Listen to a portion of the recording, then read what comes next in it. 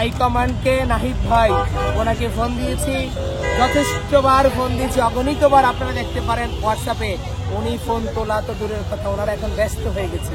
আমরা আসিফ নজরুলকে মনে করেছিলাম যে কবি কাজী নজরুল ইসলাম, যে কিনা দেশের স্বার্থে নিজেকে বিলিয়ে দিবে, কিন্তু এরকম কিছু দেখতে পাচ্ছি না। আমরা আরো দেখতে পাচ্ছি সে নিজের স্বার্থে দেশকে বিলিয়ে দিচ্ছে। সারা দেশের মানুষ, আমার মনে হয় না দেশের একজন মানুষও বাকি আছে যে শহীদ ইমাম হাসান তাইমের হত্যাটা কিভাবে হয়েছিল। তাকে একেবারে প্রকাশ্য দিবালোকে তার এক বন্ধু তাকে বাঁচানোর জন্য চেষ্টা করতেছে, তার ওই বিপরীত পাশে দাঁড়িয়ে পুলিশ বারবার গুলি করতেছিল।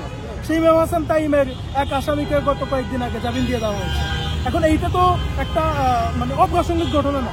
আমরা জানি যে সেই 24 সালের আগস্টের পর থেকে যত আসামিকে গ্রেপ্তার করা হয়েছে প্রত্যেকেই ধারাবাহিকভাবে গোপনে প্রকাশ্যে আলাদা আলাদাভাবে জামিন দিয়ে দেওয়া হচ্ছে। এই যে একটা বিচারহীনতার একটা সংস্কৃতি আবার আমরা চালু করতেছি। এই সরকার যখন বসার পরে সরকারের প্রথম কাজ ছিল কি, গণহত্যার বিচারটা করা, শহীদ পরিবার এবং আহতদের পুনর্বাসনটা করা, এটা তো এক ফার্স্ট প্রায়োরিটি ছিল।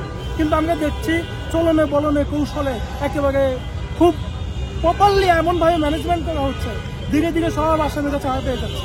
আমরা আজকে আবার রাস্তায় দাঁড়িয়ে এসেছি শুধু এই জন্যই যে আমরা আসলে আমাদের বিচারটা চাই। আমাদের যে ভাইদেরকে হত্যা করা হয়েছে, যে গণহত্যা পরিচালিত হয়েছে গত জুলাই আগস্টে, সে গণহত্যার বিচারটা আমরা চাই প্রপারলি, আন্তর্জাতিক মানদণ্ড। এবং আপনারা দেখেছেন যে গত সপ্তাহে আন্তর্জাতিক অপরাধ ট্রাইব্যুনালেরই একজন আসামিকে জামিন দিয়ে দেওয়া হয়েছে। বাদী পক্ষ জানে না, তারপরে বাদী পক্ষের আইনজীবী জানে না। এই যে এই ঘটনাটা হইল, আমার থেকে মনে হয় না যে এটা আইন মন্ত্রণালয়ের সংশ্লিষ্টতা ছাড়া সম্ভব।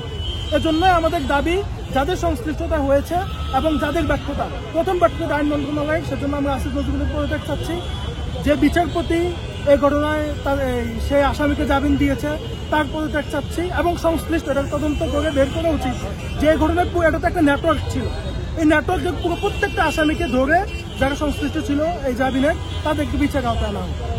এবং অন্যান্য যে শহীদরা আমাদের আছে প্রত্যেকের যে মামলাগুলো আছে সেগুলোকে যাতে আন্তর্জাতিক মানদণ্ডে বিচার কার্য সম্পাদন করা হয়।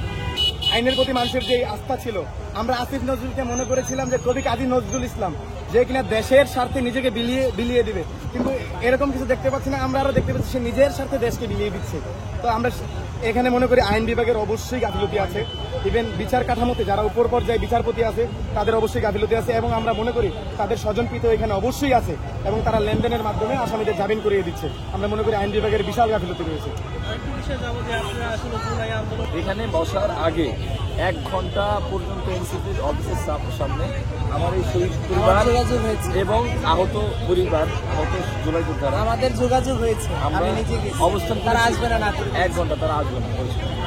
তো তারা এখন রাজনীতিমুখী, তারা পলিটিক্যাল এজেন্ডা বাস্তবায়ন করতে চায়, তারা এমপি হতে চায়, মন্ত্রী হতে চায়। তো এই যে যাদের বাবা মার কোল খালি করে আজকে তোমরা রাজনৈতিক দল করতে পারো না, তাদের পাশে আসবে না। আজ থেকে 3-4 দিন আগে আমরা গিয়েছিলাম এনসিপির অফিসে।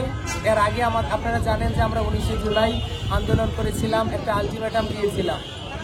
তারপরেও আমরা আন্দোলন যখন করতেছিলাম তখন সার্জিস ভাই আমাদের কাছ থেকে, আমি ওনাদেরকে বলছি আপনাদের সাহায্য সহযোগিতা চাই।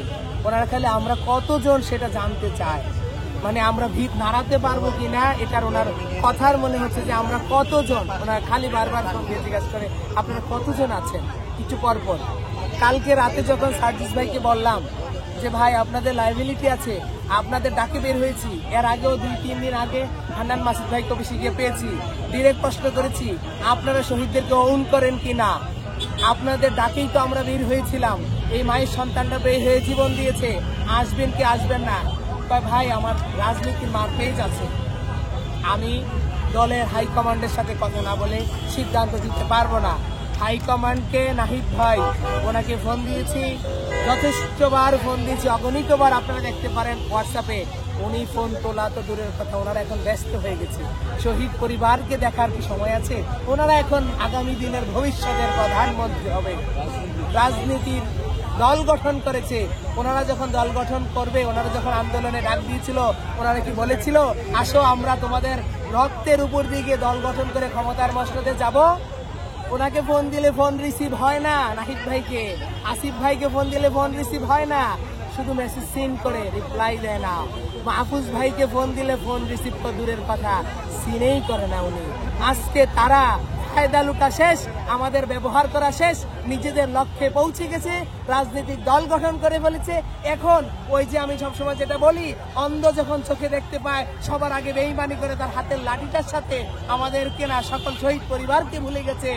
ওনাদেরকে যখন আমি সার্জিস ভাইকে কালকে বললাম আমরা আন্দোলন করব, আমরা অসহায়, আমার শহীদ পরিবার দুস্থ পরিবার, আপনারা জানেন এই আন্দোলনে কারা শহীদ হয়েছে? রিক্সাওয়ালা, দিন মজুর, ঝালমুড়িওয়ালা, ফুচকাওয়ালা, তারা খেতে পায় না। বললাম আমরা আন্দোলনে যাব, আমাদের হাতে টাকা নাই, মাইক কিনবো, আমাদেরকে ব্যানার ফেস্টুন করবো, কিছু সাহায্য করেন।